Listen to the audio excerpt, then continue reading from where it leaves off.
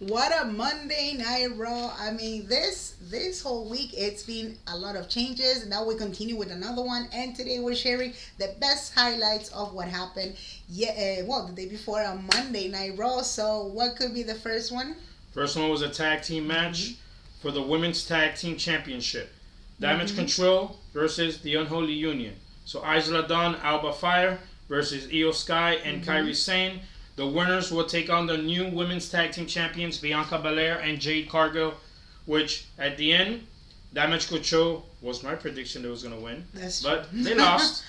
The Unholy Union, which I think was a storyline there, got the victory.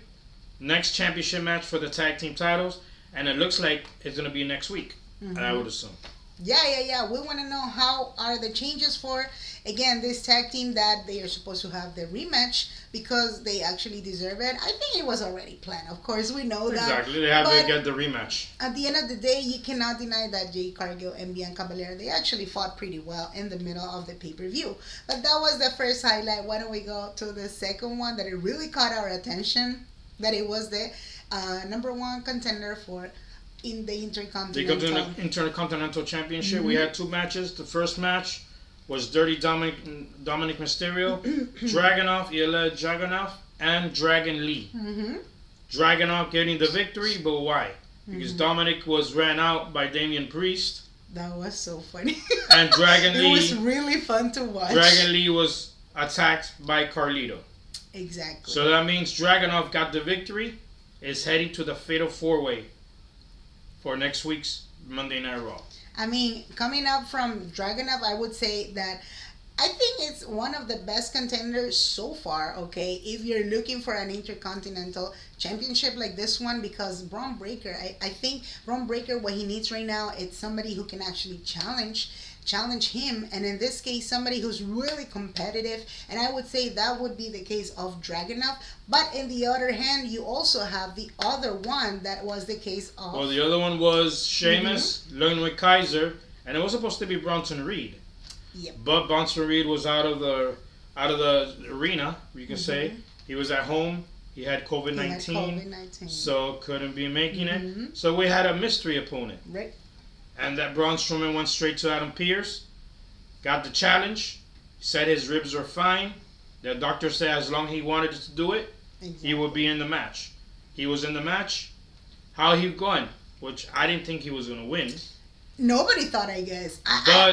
All I could see is that he was in pain. I mean, the but ribs chaos and came out between tape that he had in Sheamus, here. Ludwig Kaiser, and all over the place.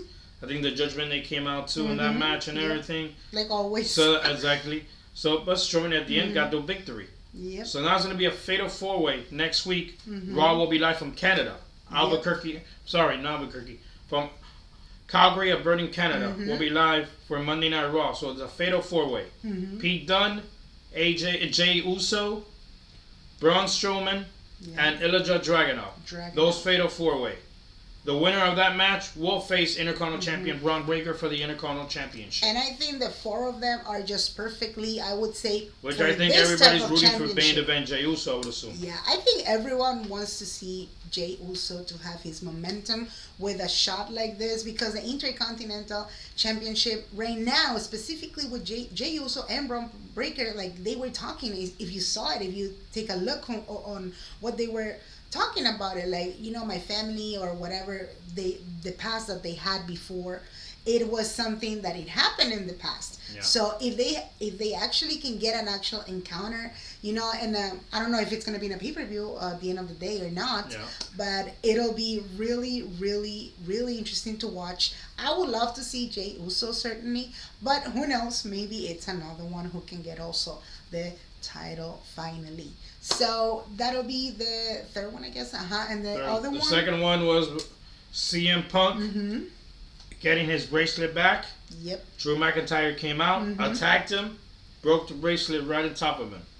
Also got injured again, coming blood out of his mouth. Took him to the hospital. It was really, backstage, really Drew bad. McIntyre attacked him again.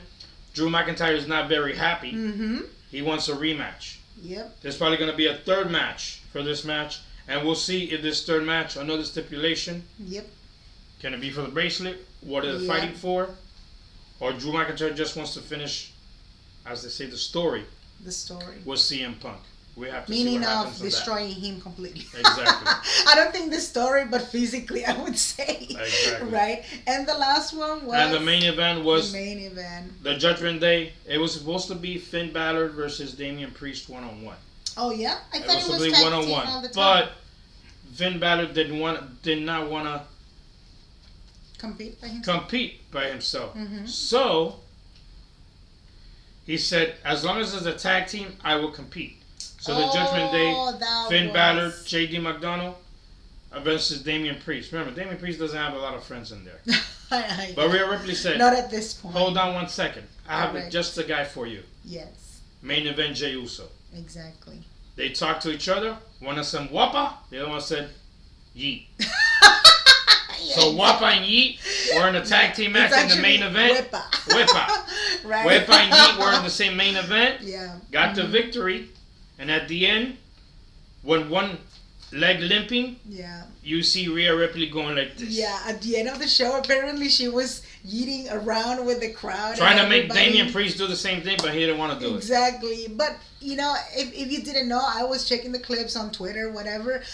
We saw clearly that outside in the house shows, okay, apparently Jey Uso and Damian Priest, they have this chemistry and they work all the time. You know, having fun at the end of the shows, of the matches. They've been doing the whole thing, the show, eating, right? But I'm saying that's the reason, I guess, now he has the chance to compete with him next to him as a tag team. Yeah. We want to know, though, until what point they could be together in the sense of getting tag team title shot for a match, you know, because right now we're not sure also what's going to happen with the leg of Rhea Ripley. We're not sure if it was like a little bit of damage around. Not really.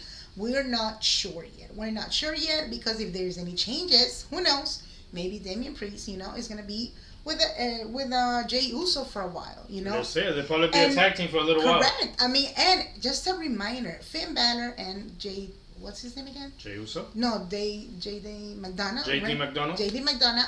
They have not fought for these titles yet. They have still have to be for the tag team championship. Exactly. We have to see what happens there. I would love to see that match seriously in the following pay-per-view. So who knows? Who knows? Let's see. What do you think? Let us know in the chatting section. What are your thoughts about on this one, the last episode of Monday Night Raw?